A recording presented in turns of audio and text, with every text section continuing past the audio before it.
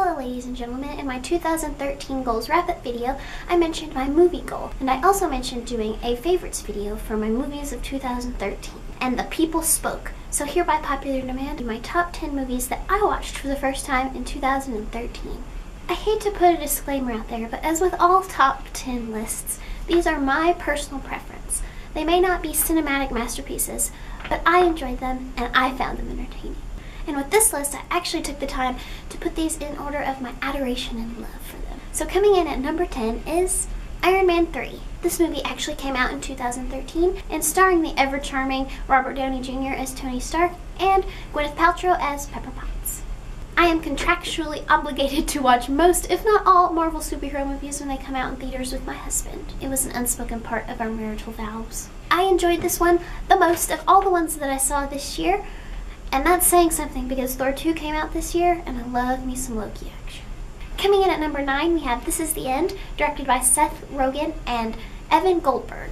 This was also a movie that came out in 2013, and I saw it in theaters. It had an ensemble cast starring Seth Rogen, James Franco, Jonah Hill, and Jay Baruchel, and many, many more. This movie is an apocalyptic movie where all of the actors are playing themselves. In this apocalyptic world, people are being raptured and hell is literally broken loose on Earth. It's super satirical and super hilarious, and I was really surprised by this movie. I did not think that I would find it as funny and entertaining as I did, but I definitely enjoyed it. It was a little ridiculous in parts, but overall, if you're sensitive to sexual content or religious humor maybe, you might want to steer clear of this one.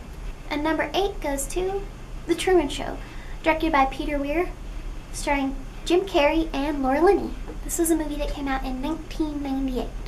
This movie, it tells the story of Truman Burbank, a man whose whole life from birth to the present has been manufactured and televised. It has been international entertainment for decades. The only person who is unaware that this is televised is Truman himself. So I definitely recommend this if you're looking for some 90s goodness. The number 7 movie on my list is the 2012 adaptation of Les Miserables. This was directed by Tom Hooper. It was starring Hugh Jackman, Anne Hathaway, and Russell Crowe. I had heard so many great things about this musical, and I'd even heard pieces from it, but I'd never gotten around to experiencing it. This movie was quite powerful, and I thought that the acting and even the singing in this movie was excellent. Although I don't really have anything to compare it to, I still give it an A+. And this movie actually inspired me to purchase and try to tackle the novel, so hopefully that will happen this year. Number 6 on my list goes to Brick. This movie was directed by Rian Johnson and stars the dreamy young Joseph Gordon-Levitt. This movie just had a really great feel to it. The cinematography was excellent, and if I recall, the score was really good too. The format of this movie is pretty much a hardcore detective murder mystery. But what's really interesting about it is the take that all of the characters are high school students. You wouldn't know that if it wasn't set in a high school situation. So basically, you have these teenagers play acting as adults. This movie is rated R and it has some drug use, sexual content, and violence, but it was still a really great film and I recommend watching it if those things don't bother you. Plus, Joseph Gordon-Levitt. Number 5 goes to Cloud Atlas, a 2012 film made by the Wachowskis, starring an ensemble cast of Tom Hanks, Halle Berry, and Hugo Weaving, just to name a few. I wanted to watch this movie after reading the book in 2012. Actually, I may have picked up the book because I had heard about the movie.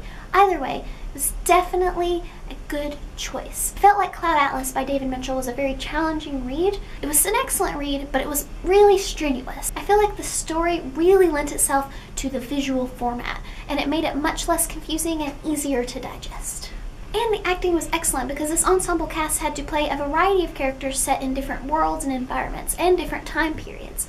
If you were intimidated by the novel, I'm not going to say you should skip the book, but I may have enjoyed the watching experience over the reading experience. My number 4 pick goes to Hero Dreams of Sushi, a 2011 documentary directed by David Gelb.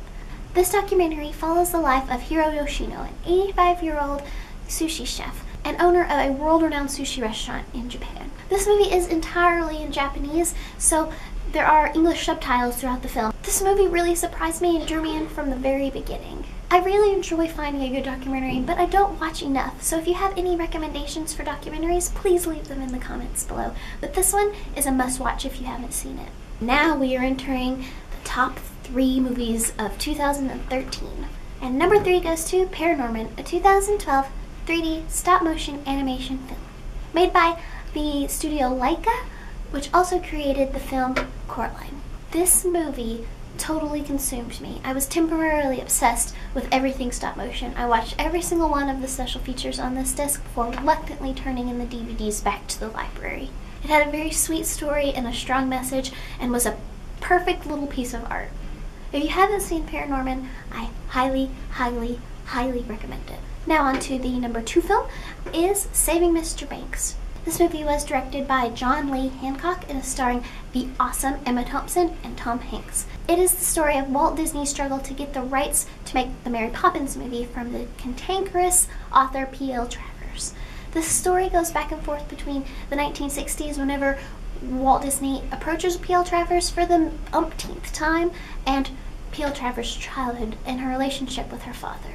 If you go to this movie expecting 100% historical accuracy, you'll be disappointed, but the story that is presented in this movie is beautiful.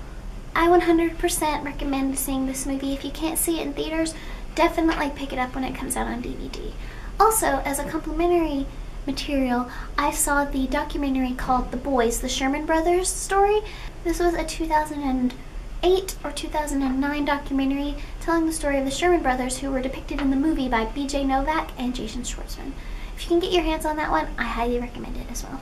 So we have reached the moment you have all been waiting for, my favorite movie of 2013. Funny thing is this is the very first movie I watched in 2013, and it was Looper, directed by Rian Johnson, who you may recognize from my number 6 pick. He also directed Brick, that starred Joseph Gordon-Levitt. This also starred Joseph Gordon-Levitt and Bruce Willis and Emily Blunt. This movie, I believe, came out in 2012 and was a sci-fi action thriller, which usually are not words I would use to describe a movie that I would call a favorite. But this movie involves something that I also love aside from Joseph Gordon-Levitt, and that is time travel. This movie is set in 2044. In 2074, time travel is invented and outlawed. It is used by organized crime groups as a way to knock people off. They'll send people from the future to the past, where paid assassins called loopers are paid to kill them. The movie begins when Joe, our main character, played by Joseph Gordon-Levitt, encounters his future self, played by Bruce Willis. I originally just wanted to watch it because of Joseph Gordon-Levitt, but the score was great, the cinematography was gorgeous, and they used some prosthetic makeup to make Joseph Gordon-Levitt look a lot more like Bruce Willis, and although I love Joseph Gordon-Levitt's face in its pure form, the makeup was excellent and very convincing and impressive. The story was great, and overall a very entertaining and satisfying movie that stuck with me the entire year. And those were my top 10 movies from 2013. As always, if you've seen any of these movies, please let me know what you thought about them in the comments below, and let me know what some of your favorite films that you saw in 2013 were. Thank you all so much for requesting this video. If there are other top 10 lists that you would like me to see, if I can come up with a decent list, I will try to get those to you. So leave your suggestions down below. Thank you all so much for watching, and I'll see you next week with a new video.